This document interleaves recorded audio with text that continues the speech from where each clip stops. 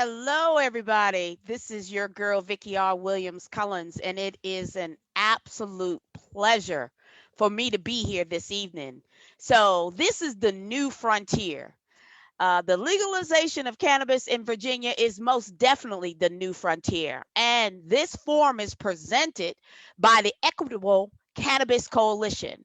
So, it's a group of folks of color who are bringing to you information so you can be empowered regarding the legalization of cannabis in Virginia.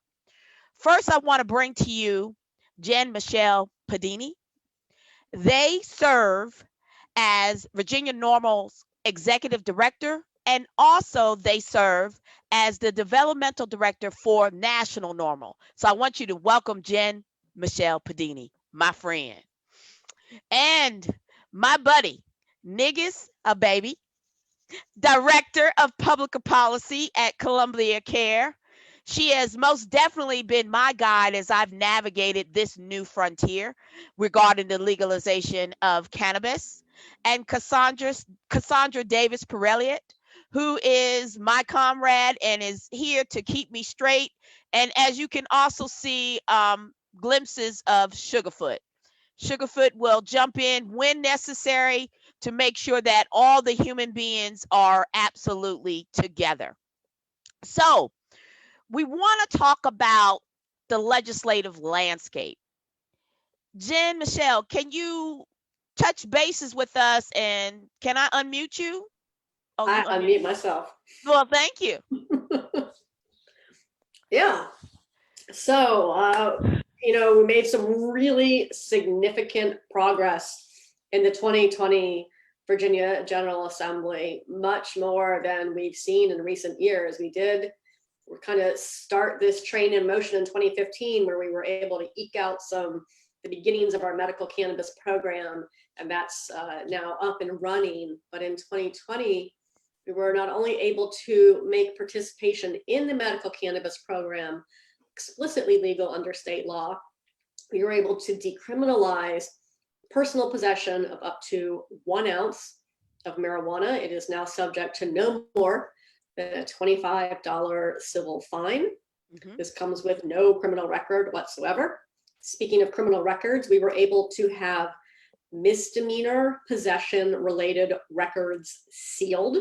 So those are no longer available for view, except in a very, very limited set of circumstances, as well as educational institutions and employers are not allowed to even ask about these past misdemeanor offenses, again, except in a very, very limited set of circumstances, largely related to employment by law enforcement.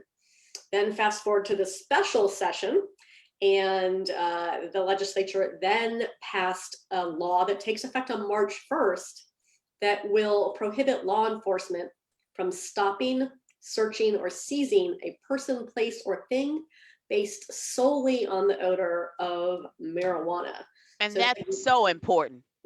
Significant progress has been made. These are all a great start, continuation of work that's been built upon for some number of years by our legislature. However, it's not enough, Vicki. Absolutely not. No, and Virginia must work to legalize and regulate the responsible use of cannabis by adults in the 2021 General Assembly. This is not something that we have the luxury of waiting to enact. We must pass this in 2021, and it must take effect next year.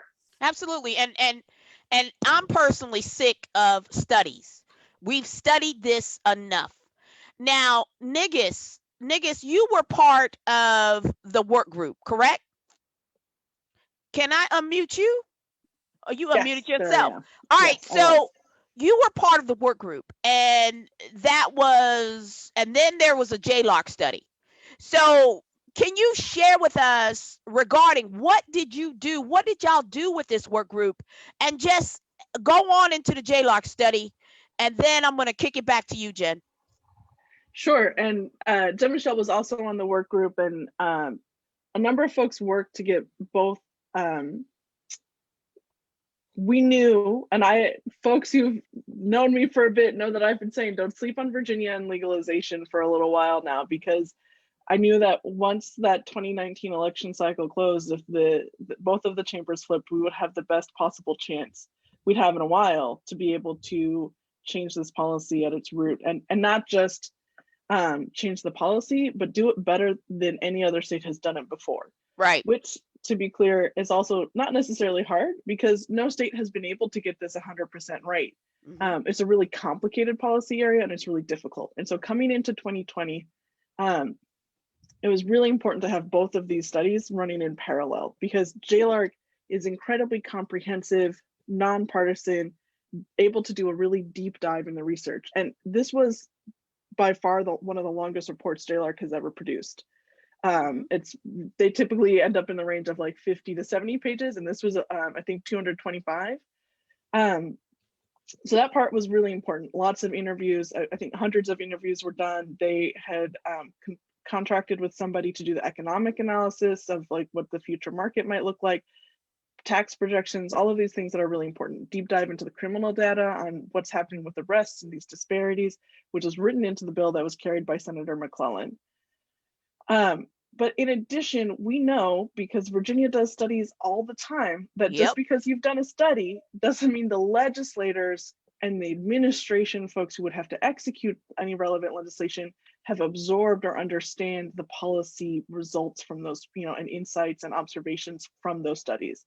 And so one of the bills that was being carried by Senator Eben included a legislative commission that, and I want to raise this because I think this piece is really important. The original intent was to have in parallel a JLARC study and this legislative commission that would have brought legislators, community members, and key parts of the administration to the table. Sorry, something's going on outside of my house and I wanted to make sure, but I think it's just the best. So it was bringing key people to come to the table to talk through these policy issues, to make sure that folks understood what is a very complex intersection of policy in a bunch of different areas. It's criminal justice reform policy, it's health policy and mental health services, it's economic and small business policy. There's so many different areas that intersect. Ultimately, we weren't able to get a full legislative commission, but we were able to, thanks in no small part to some of the work that Jen Michelle was doing, make sure that this work group was included in the decriminalization bill. And I mean, Jen Michelle and I have heard directly from administration appointees who participated in those work groups how helpful it was to have that space to be able to talk to and connect with experts, including yourself, Vicki. And I think I saw Sheba was here somewhere. Yes, absolutely. Coming in to talk about the impact of a conviction on someone's record and why expungement was so important in order to have truly equitable legalization.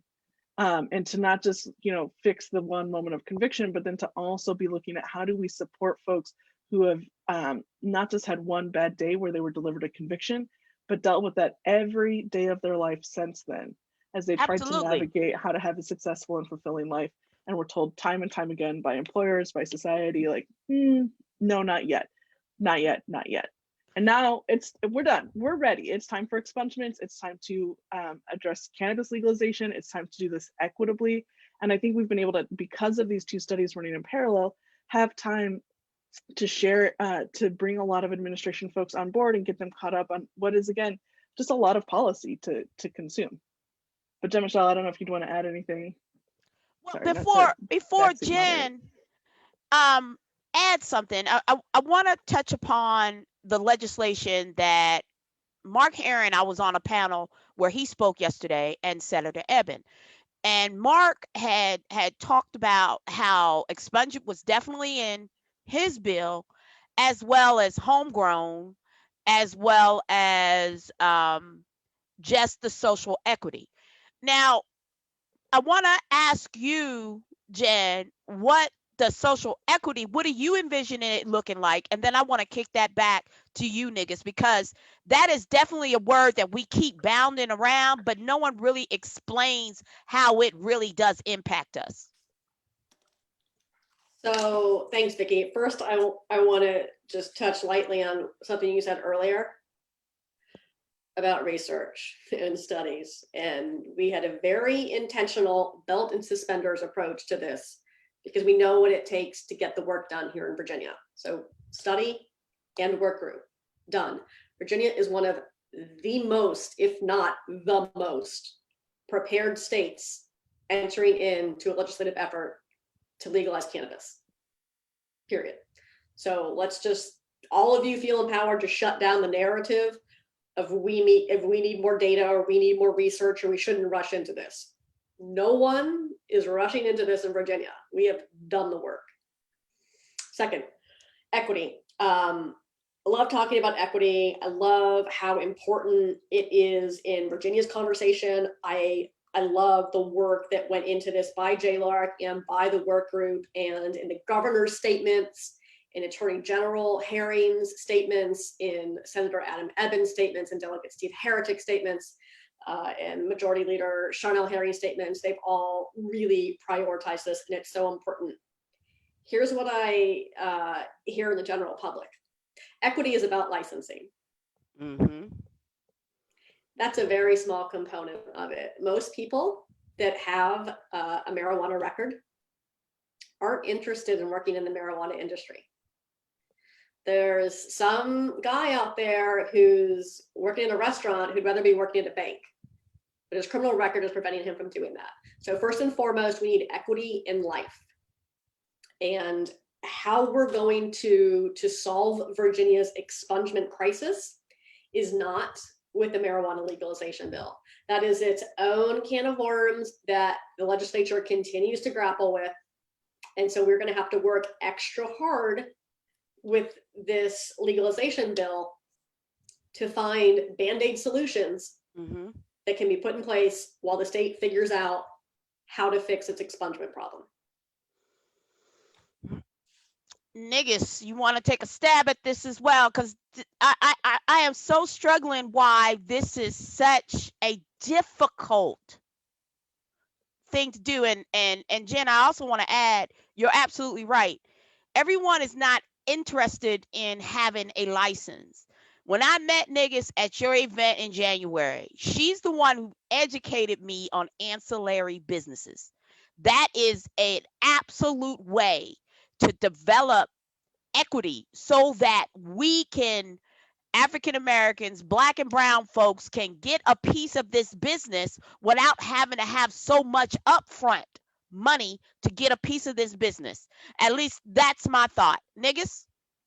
Sure. I mean, I think that as with literally everything in America, equity is woven into every step of this process. And so while equity in licensing is one piece of the puzzle, and we definitely have to be able to get that right, because it is also unconscionable to have an industry that has such a lack of Black and brown representation among founders, owners, and senior executives, while we incarcerate and disproportionately penalize Black and brown people for the same activity for decades.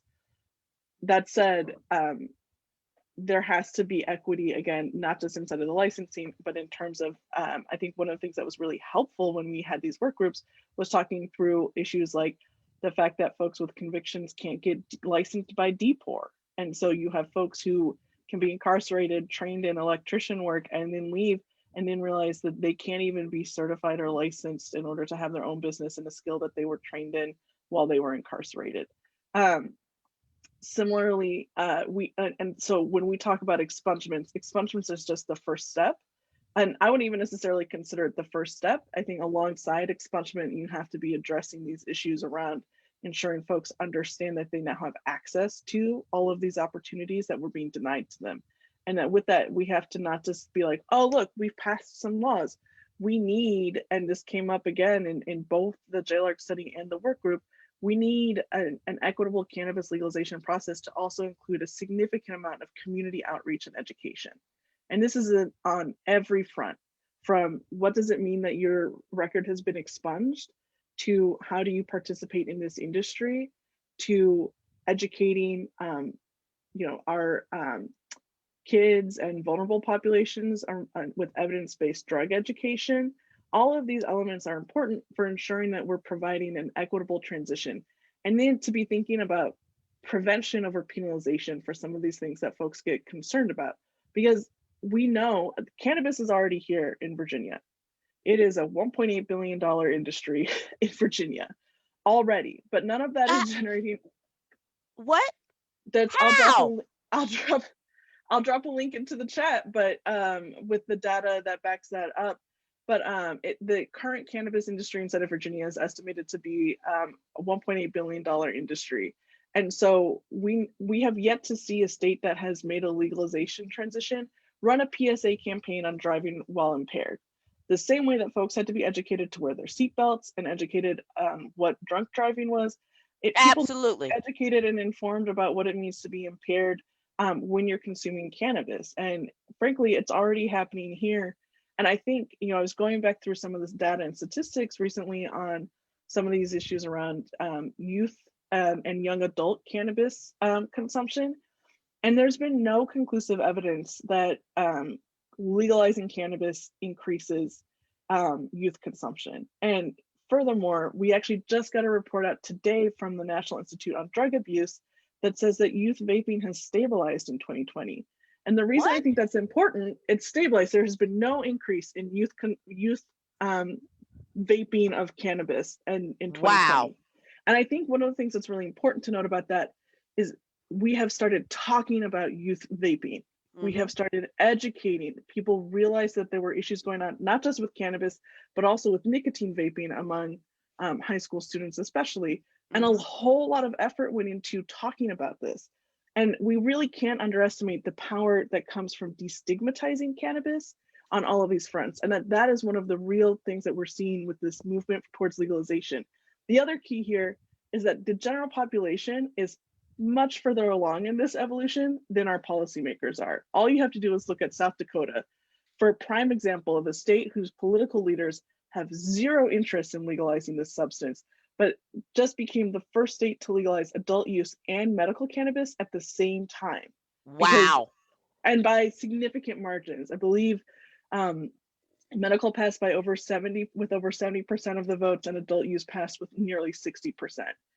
And so I think it's really important that one of the key things that I hope people take away is that if you care about this, if you want to see legalization happen, and if you want to see equity happen with legalization, then we absolutely must be talking to your elected officials. You Yes. have to let them know, because here's one thing I can sure as heck tell you, your opponents are calling those folks, Right. and they're Right. calling with false statistics and scary messaging. And if we don't come back as supporters advocating for common sense policy, and for us to quite frankly just have our policy reflect the reality of what is going on in Virginia, and let's start regulating, taxing and tracking this so that we can have funds that are being used to reinvest in communities that were impacted by prohibition, put funds towards what is an already strapped behavioral health system. All of these efforts that we're rolling out, we need to be really concentrated and specific with where that revenue is going, um, and making sure that we're undoing the harms of prohibition. Absolutely. And, you know, that's where the struggle is. Test, track, and tax. Adult regulated use. Cassandra, do you have any questions, or you had a couple of questions I want to pose to the panelists, please? So one question that we had was, how can the community be assured that every tier is going to be regulated so that big business is not the only benefactor of legalization? Who wants to jump on that? Well, as I'm happy to take a stab, as somebody who works for an existing medical operator. Um, One, I think there's a lot that the state can do to mandate equity from day one of sales. There are things, innovative models like in San Francisco, there's an incubator model that I think could be turned up, we could turn the dial up to 11 on that. I think that making sure that whoever the central regulator is, isn't just having a license office, but has a dedicated team of folks who are recruiting, educating, and providing resources to potential applicants. The other thing to recognize, I think, about Virginia that's different from a lot of the other states is our medical industry is much younger and Mhm. smaller.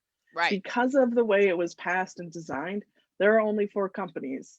I want to be clear, like we support I work for a medical operator. We support expanding the licenses. We do not support vertical integration going forward. We think that this market should be made more accessible, especially for social equity applicants and small businesses that should have the opportunity to participate and face incredible obstacles above and beyond what social equity applicants and small businesses already face just trying to operate in the economy because of complications related to federal prohibition. So having said all of that, the other key thing here is that there are only 4 existing companies in Virginia. Even if they were completely built out, which we aren't, they would be at most 15% of the market based off of the numbers in JLARC, which projected 200 to 600 dispensaries. And that is already a much better share. Illinois was heralded as being, one of the most equitable transitions to legalization seen yet. And their goal was to have the market be 50% social equity applicants by the end of this year. They faced some undue obstacles, not least of which was COVID, Right. trying to get there. So unfortunately, they haven't been able to live up to that. But I think we've seen things that we could already learn, including the fact that one, you want to make an application as accessible as possible. And that might mean not necessarily having a rigorous point scoring model, but almost having a checklist of this person is qualified and now they're entering a lottery, right? And that's been done in some other states, or having kind of a hybrid model where you definitely have an application of some sort to verify that folks are social equity applicants and that, they're ready to own this business. In a way that doesn't require capital or again put undue burdens on them. Can I stop you for a second? Can you touch Yeah. upon ancillary businesses? That's what yeah. really, that's really piqued my interest when we talked after our forum in January. That really, really piqued my interest. And I don't think the audience really understands that. So can you touch upon that? Yeah, so ancillary businesses are basically we also call them the non-plant touching businesses. So these are all of the folks that support the cannabis industry, but don't technically own a cannabis operation, right? And that's security contractors, because security is typically a regulatory requirement. That is HVAC and electricians and plumbers. Especially for some of these indoor cultivation setups, even at a smaller craft grow level, that is still a significant amount of investment into building out that space and maintaining it. Accountants, real estate is an incredibly tricky process with cannabis because of all of the zoning restrictions, and finding landlords who are willing to rent to you and making sure that you're far enough away from schools and things like that is really difficult. And so those are all businesses that can benefit, and there are tons of resources. For example, for accounting, there's a great website called Dope CFO that provides training resources for accountants to understand the peculiarities and specifics of accounting for the cannabis industry. And so I think it's really important for folks to recognize the significant opportunities just from being plugged into the cannabis conversation without even necessarily owning your own cannabis license. Yeah, and I think that's really important to note. Jen had also kind of touched upon that as well. Jen, do you want to add in to what Niggas had stated, or you want to follow up on that question? I think Niggas covered that pretty comprehensively. Anything that any other business needs, the cannabis business needs as well. And I think it's just that simple. And I think a lot of times, go ahead, I'm sorry. I will say that we also have to intentionally write policy that is not drafted the same way as the policies for our current medical cannabis program, where we're requiring these extensive criminal background checks for employees related to cannabis, or even to unrelated crimes that are irrelevant to employment in the industry.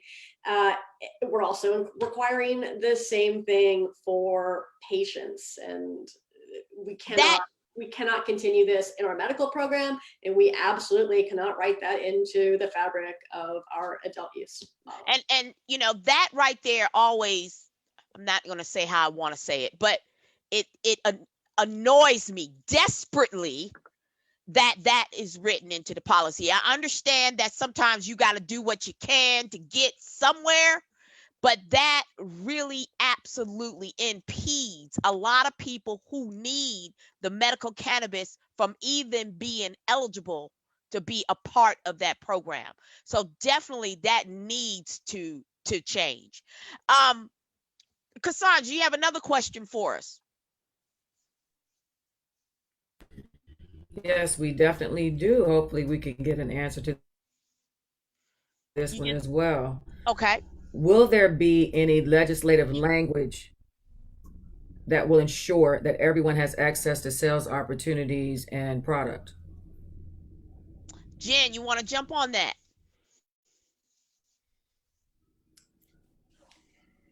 Well, gosh, I sure hope so. I feel like we're going to, let me say this.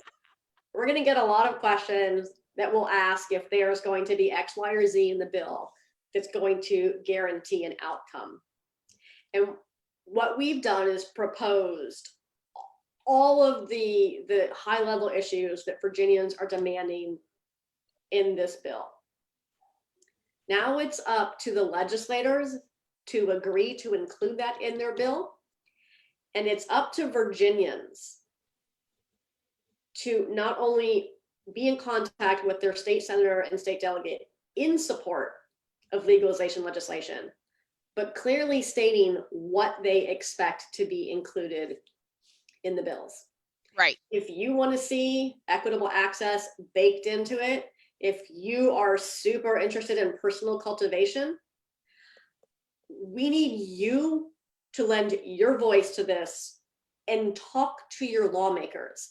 If they are not hearing directly from you repeatedly and clearly on this issue, they don't think it's a priority because it's largely not a priority for them. Right. So we need consistent engagement. Yes. So I want to ask Niggas, I want to ask Jen, why now? Now, I know, Jen, you and I, we've been canoodling for the last 3 years, right? So, but you've been in this game for longer than that. Why now? Well, I think now, Niggas alluded to it earlier. It's, or I think it was Niggas, maybe it was Vicky. I'm sorry. Somebody. Someone earlier said something about the current trifecta in the Virginia General Assembly. So we have a legislature now that is more supportive of such a policy measure than ever before. We have the governor calling for legalization. We have the attorney general calling for legalization. We have the Virginia Black Legislative Caucus calling for legalization. We have a number of members on both sides calling for legalization. Virginians overwhelmingly support this effort. And there's also that agreement in the legislature. There's that path forward. So we don't have one party pitted against another, where the Senate says, okay, but the House says, no, we're not doing that. We don't have that. So we have one more year at least of this pathway, this clear pathway, that the runway is clear. It is up to us, it is up to Virginians, all the passengers, to get this plane down the runway and take off. And keep in mind that this could come to an end. We have to do this in 2021 because there's a big election in Virginia in November of 2021. Yes, ma'am. We're going to have a different, yes, they are. We're going to have a different Virginia General Assembly in 2022.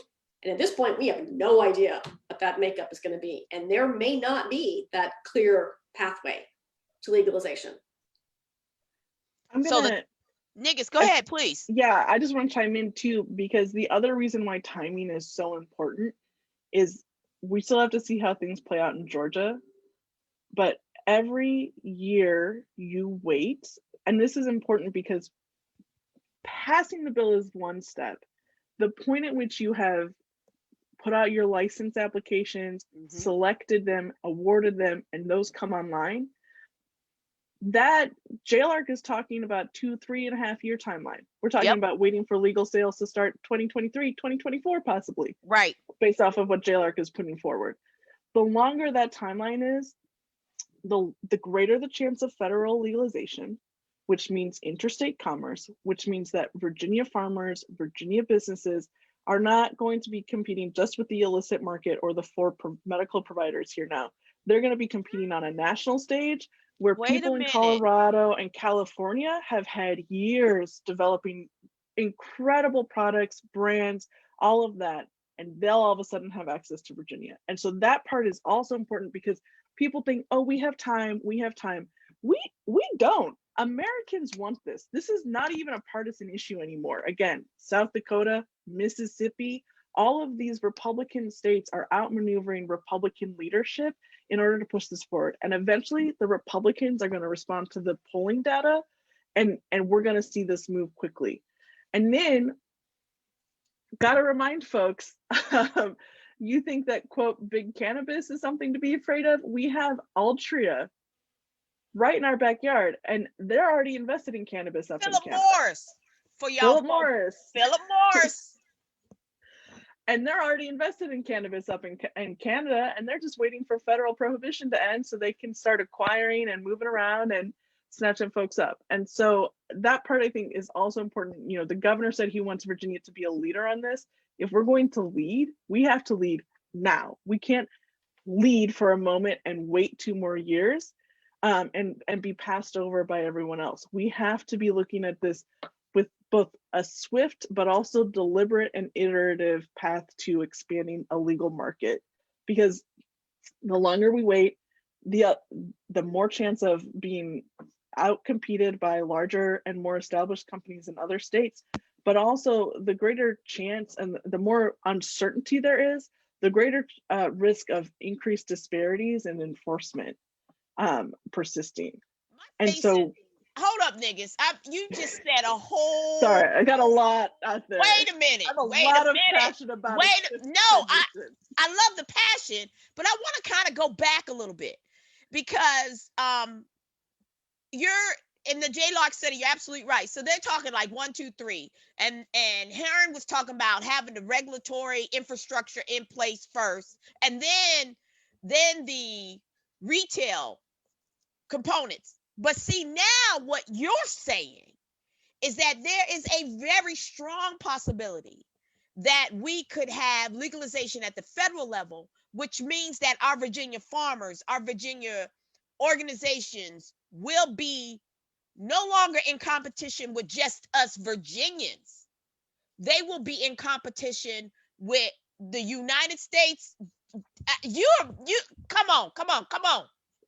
Yeah, it's just, come on. It's a very real, and I think that part is one of the things that I would, there's lots of talk about establishing a regulatory structure. And there's 2 things I would say in response to that. Like, one, you can do it quickly and you don't have to hire, like, there's all this stuff around how many people you have to hire and all of that, but you don't need a full staff on day 1, because half of that staff is for inspecting facilities, and those don't exist on day 1. Those people need to get hired later. What you do need is regulatory policy and licensing and community outreach happening in terms of the regulator. You also need expungements happening, but that's going to be, again, like a parallel process because it has to go through separate part of the government. But you need to get that stuff set up as quickly as possible so you can start creating these business opportunities for Virginians right now, because Virginia could be a leader. We could be a major East Coast hub for cannabis. We have the agriculture. Yes, we do. Capability. We do. A very diverse state with a lot of thriving businesses. We are definitely not the most worker-friendly state because we're consistently in the bottom of those rankings, but the cannabis industry pays better wages than most. And this is one point that I did quibble with the JLARC report, is they said it was lower income. They failed to compare the positions to the median income for a similar position. And when you compare a retail associate's median income, which is $11 per hour on average in Virginia, with what they said was the median income in Washington State, that's a $4 or $5 an hour difference. That's a living wage hour difference. In Virginia, absolutely. Yeah, and similarly for the agricultural work like trimming and things like that, and I would need to be clear too, like those are the entry level wages for folks coming into the industry. And there's a lot of growth and promotion potential for folks coming in at the early stages and even later on. Niggas, I gotta to stop you keep for going. 1 second Sorry. because they want to jump in. Jen, Look, I'm just going to say that if Virginia farmers aren't happy about growing, or rather not growing, tobacco for Altria, they're going to be real unhappy growing cannabis for Altria. And this is Altria's backyard. And, you know, we are tobacco country in Virginia. Virginia was born on the backs of tobacco, baby. Look, we should all be so fortunate as to one day have the luxury of choosing between Marlboro Greens at the convenience store, craft cannabis at the boutique dispensary, and pharmaceuticalized cannabinoids at CVS. And one day we will. But what happens in Virginia? How Virginians are able to possibly participate in this is in this moment entirely up to Virginians. And if we don't act swiftly, we could very likely be beholden to federal policies, and those are going to be established by entities that are operating at a much higher level than we are able to compete with at this, you know, what cannabis operator or nonprofit stage. So if you know, we're not swinging the same bat that Altria is. Oh my goodness, niggas, come on, jump in on this, because I know I had no idea. Ladies, we were just talking all nice and smooth and everything was going on. And then niggas, as always, got to hit me on the sideline and I'm sitting up here going, what? So I don't want to be, I also don't no, want that's to cool. be an That's alarmist, but it is, I think, something that needs to be considered when we talk about starting off on the right foot and having a strong early transition to a legal market. And I think I raise it because there's all kinds of conversations about, like, we have to take our time and we have to get this right. And we do have to get this right. I also think it's important to remind folks that alcohol has been legal for over 100 years and we still have to pass policy to fix it. People have been growing corn here for literally millennia, and we still have to pass policies to improve corn, grow the agricultural corn products. Right. And so we got to get a lot of it right in order to set ourselves up for success going forward. We also have to be ready, if you care about this issue, like, welcome to the rest of your life trying to navigate, talk about, and improve cannabis policy, because it's going to be something new. And in some ways it'll be really exciting because there's so much innovation ahead of us, you know. Like, we've barely even started to see the types of businesses and products that people can make because of all the challenges to entering the industry. And I'm really excited to see where this can go, and what types of incredible business models people will create, if again we can make sure that to preserve space for social equity applicants and small businesses to get in on this early, from the get-go. Jen. Look, I'm gonna take one for the team here. All right. Normal work is focused solely on representing the interests of responsible consumers and those who oppose policies of prohibition or that treat responsible consumers like second-class citizens. So we don't have a dog in this in the industry conversation, the industry fight, aside from how it impacts consumers. Through that lens, let me say this, as Negus alluded to earlier, we are not reinventing the wheel when it comes to regulating cannabis, not only based on the information we've been able to glean from over 2 decades of regulatory experience in over 3 dozen US states and territories, but in the past 5 years here in Virginia, we regulate cannabis here and now. And sure, the existing medical cannabis program, its regulatory structure, its limited licensure, its state-sanctioned oligopoly that every member of the Virginia General Assembly voted in favor of, sure, it's not ideal, but it is what we have, and we must without hesitation use this existing structure to the benefit of Virginians. So there's a lot of conversation about, oh, we don't want to let those big cannabis companies that are already here, we don't want to let them get a leg up in this industry. I'm sorry, you voted 5 years ago to give them a leg up. Right. They already have it.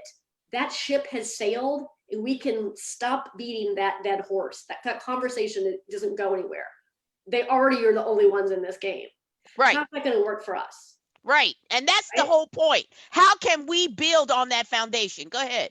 So what we can do is say, great, we have a timeline for implementing the new regulatory structure. We have to seat the commission. We've got to build out regulations and policies and get into licensing and award licenses and all that stuff to where we get to, retail sales for adult use. What are we going to do in the interim, in those 18 to 24 months? What are we going to do? Mm-hmm. Are we just going to not have any access to adult use through the existing stores that already sell cannabis in Virginia? That's literally insane. We can charge these existing operators a nice amount of money, which can offset the cost of implementing this new regulatory model, or fund restorative justice campaigns, or provide funds for equity applicants. We can do all kinds of things with it, but we can't do anything with it if we don't take it from them, if we don't ask for it. So we need to create a pathway to, at least in the interim, provide Virginians legal and safe access to adult use products through the existing operators. We cannot sit around and say, well, we passed a bill and marijuana is legal, but you know what? You can't buy it until we figure out how some people are going to make money on it. And that's absolutely right. And I appreciate you saying that, because we have to use what is established now and make it work for us in the interim. There was a time to complain about this limited licensure model. Mm-hmm. There was a time to do something about it. But y'all haven't. Not you, but I know what you mean. I get it. We're still sitting here with this model. I get So it. now when we say, oh, let's move forward, is not the time to be like, oh, but you don't let them do anything. Well, they're already doing it. It only is a greater burden on Virginians to not let them sell to Virginians. Thank you. Niggas, you want to jump in on that? I think that there are absolutely ways to include medical. I also think it's important that wherever we go, medical and adult use need to be co-located, because it is important for patient access, and it's also very helpful for folks who are coming in. In Massachusetts, for example, we had a veteran come into our store on the adult use side because he needed help with some pain relief. He was dealing, I think it was Air Force, and had, the spinal issues that a lot of Air Force veterans can face from flying. Didn't think he could participate in the medical cannabis program because of the VA and the federal prohibitions on cannabis. Was able to come in on the adult use side and talk to somebody and get educated and informed, and became a patient. And now he consumes cannabis to manage a chronic illness and talks to 2 clinicians in order to manage that care and understand the role that medication is playing in his well-being. And there's so much, focus on the stereotypical stoner image, which, is also, I think, very interesting as you see cannabis being destigmatized, because folks are realizing that there are lots of folks that they know who've been consuming cannabis all their life, and it not only didn't stop them from being great, it might actually be why they've been great. And that part manifests in what we see in consumer reports. Anywhere from 40 to 60% of customers who are coming into an adult use cannabis shop are coming in for a health or wellness reason. And it's better to think of cannabis dispensing locations like a CVS, where you can come in and you can get over-the-counter ibuprofen, or you can talk to a pharmacist and get 800 mgs of ibuprofen, and then you can also pick up a 6-pack on your way out the door. Right. And so if you can manage your illness, over the counter. If you've got something going on with a clinician, you can go talk to a pharmacist and get that need met. And if you're just looking to relax on a Friday night, which, by the way, other industry research that came out this week shows that parents of children under 18 have dramatically increased their have increased cannabis consumption and are increasingly replacing alcohol with cannabis. And they're not doing it for recreational reasons. They're doing it to unwind and manage what is an incredibly stressful time for everyone this year, with managing the pandemic and working from home and taking care of kids and virtual education. And I think that part is important. The other thing to know is like the fastest growing demographics are women over 50. I talked to a congressman once who represented a district out in California and went to go visit a shop. And literally 15 minutes after he arrived, the bus from the local senior citizens, like assisted living center, made their weekly stop because every week they dropped off all of their senior citizens to come in and pick up their cannabis for the week. And it was just filled, the whole store was filled with people over 70, 75, like coming in with their walkers to come pick up their cannabis because it helps them manage their aches and pains. And it's better, it doesn't have as many contraindications with their medication the way alcohol Absolutely. does. Absolutely. And you know what?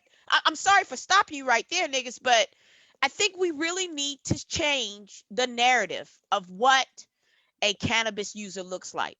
And thank you for sharing that. I didn't mean to interrupt you, but I wanted to make sure I'm mindful of everybody's time. We got about 7 minutes left. Cassandra, do we have any last questions? So honestly, Vicky, you posed a question: who do you know? Do you know who your legislator is? And one question that kind of actually came about was just, how do we really reach out to our legislators? What do we say? Is there a specific language that needs to be included? How do we make sure that the touch to get to the legislators really going to be received and they listen and there's intentional focus on what my concern is or what I'm asking. All right, so niggas, I'm gonna let you go first, and then Jen, I'm gonna let you close it out. Niggas. So how to reach out to our legislators and what to be asking for, right? Yes. Well, I actually might jump the gun here because my answer to that might be the same as Jen Michelle's, which is she's very helpfully put into the chat the link to Legalize It Virginia, which has action alerts. Those action alerts will be updated as we continue to see legislation and have specific policy needs and asks to make of legislators. It's a great place to go to stay up to date on what's going on with policy, especially because right now there's not a lot to react to. We haven't seen bill language. We just know kind of directions where the conversation is headed in. And so when that bill language drops, it's going to be day to day, pushing on another issue, negotiating on another point to make sure that this legalization is done right. So sorry, Jen Michelle, if I robbed you of your thunder. I don't think you can rob Jen Michelle of her thunder because this is the most excited I've seen her in a minute. So Jen, I'm gonna let you close this out. I could be rubbing off on you. I don't know. Maybe it's me. Jen, go ahead, close it out. Yeah, so Nigus is right. We do have a mini site on the Virginia Normal website, Legalize Virginia. You can get there by going to legalizevirginia.com. We have an action alert and we update this language all the time. So if you've sent it once, twice, 3 times, lady, now's a great time to send it a 4th time. You can change the language yourself in it. I highly recommend changing the subject line before you email it.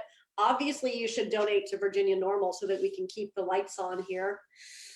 Just kidding. It's an automated timer. And then as Nika said, as we move through the legislative process, we will post new calls to action here and on our Facebook, including call scripts. It's really important that you are in contact with your state senator and your state delegate.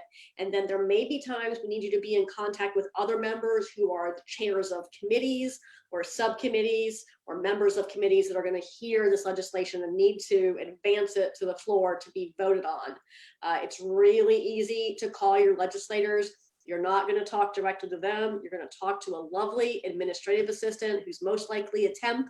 They don't care what you think about cannabis policy. They want to know if you want yes or no on the bill number. And it's real simple. It's, hi, my name is Jen Michelle. I am a constituent of Senator McClellan, and I am calling today to ask her to vote yes on insert bill number here. Thank you so much and have a wonderful day. The end. And we write all of that out so that you can just read it and then move on to the next call. So this is going to be my last question. This is new. We're not going to be able to do like we did last January. Go into legislators' offices with our little script, because I've been up there twice with Jen Michelle, and she has it all set out for you. So you go in there. So now we really are going to have to rely on phones and emails. Mhm. So is that the only way we're going to be able to get to our legislators, because we can't go in person?